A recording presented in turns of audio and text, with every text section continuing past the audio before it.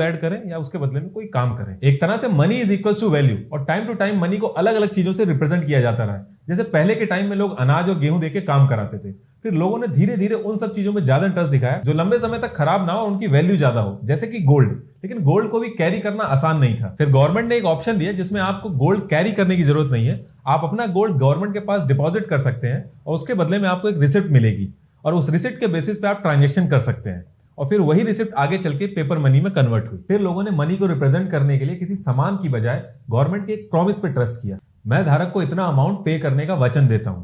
इस प्रॉमिस के जरिए गवर्नमेंट ने यह बताया कि आप इस नोट को लेकर अगर कहीं जाएंगे तो आपको वैल्यू मिलेगी। लेकिन अगर ऐसा है तो गवर्नमेंट नोट प्रिंट करके सबकी प्रॉब्लम क्यों नहीं सॉल्व कर देती।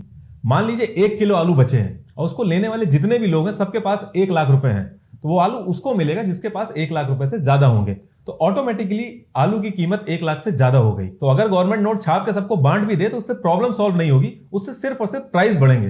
प्रॉब्लम सॉल्व तभी होगी जब रिसोर्सेज पूरे होंगे। फिर धीरे धीरे पेपर मनी डिजिटल मनी में कन्वर्ट होने लगी। लेकिन डिजिटल मनी में भी सबसे बड़ा चैलेंज ये था कि ट्रांजेक्शन का ट्रैक रखना। अगर आपके अकाउंट से पैसे कटे हैं तो दूसरे के अकाउंट में पहुंच जाएं, और ऐसा ना हो कि दूसरे के अकाउंट में पहुंच जाए और आपके अकाउंट से कटे ही ना। तो इन सब चीजों का ट्रैक रखने के लिए एक सेंट्रलाइज्ड बैंक सिस्टम बना। लेकिन इस सेंट्रलाइज्ड बैंकिंग सिस्टम में भी चैलेंजेस हैं। जो पैसा आप बैंक में सेव करते हैं उस पैसे को बैंक इन्वेस्ट करता है, और अगर उस इन्वेस्टमेंट में कोई लॉस हो जाए तो आपका पैसा रिस्क पे आ जाता है। जैसे कि पीएनसी बैंक के केस में हुआ, लोग अपना ही पैसा बैंक से नहीं निकाल पा रहे थे।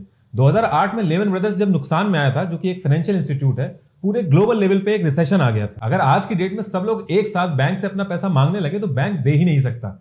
आपके अकाउंट में जो बैलेंस शो करता है वो एक्चुअल में एक नंबर होता है जिसकी एग्जिस्टेंस बैंक पैसा रोटेट करके मेंटेन करता है। एक तरह से आप अपने पैसे का कंट्रोल किसी दूसरे के हाथ में दे रहे होते हैं। इसमें ट्रांसपेरेंसी की दिक्कत तो होती ही है, और क्योंकि कुछ चुनिंदा इंस्टीट्यूट इस पूरे पैसे को कंट्रोल कर रहे होते हैं तो इसमें करप्शन भी इन्वॉल्व होता है।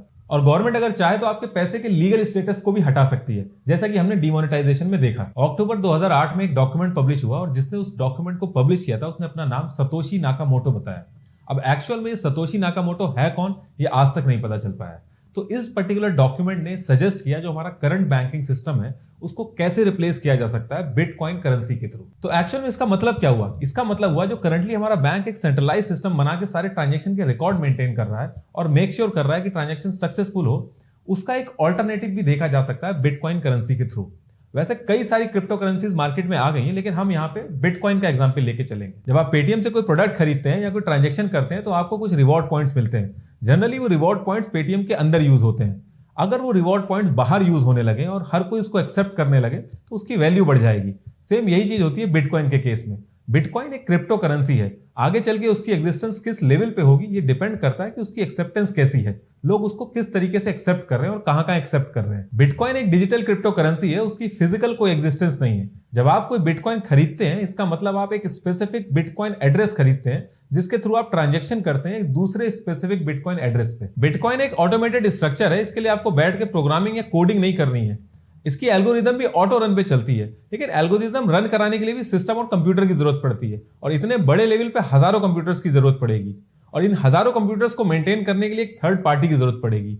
लेकिन अगर थर्ड पार्टी इन्वॉल्व होगी तो बात घूम फिर के वही बैंक वाले स्ट्रक्चर पे आ जाएगी कि सारा कंट्रोल एक थर्ड पार्टी के पास चला जाएगा। तो इस चीज को अवॉइड करने के लिए बिटकॉइन माइनिंग का कॉन्सेप्ट आया। इसमें लोग अपने कंप्यूटर्स लगा के एल्गोरिदम रन कराते हैं, और जब ट्रांजैक्शन सक्सेसफुल होती है तो एज अ रिवॉर्ड बिटकॉइंस मिलते हैं। क्योंकि ये सारा सिस्टम एक डिस्ट्रीब्यूटेड और ब्लॉकचेन की फॉर्म में है, तो इसमें किसी एक इंस्टीट्यूट या एंटिटी के पास पावर जाना या फिर हैक होना, ये सारी प्रॉब्लम सॉल्व हो जाती है।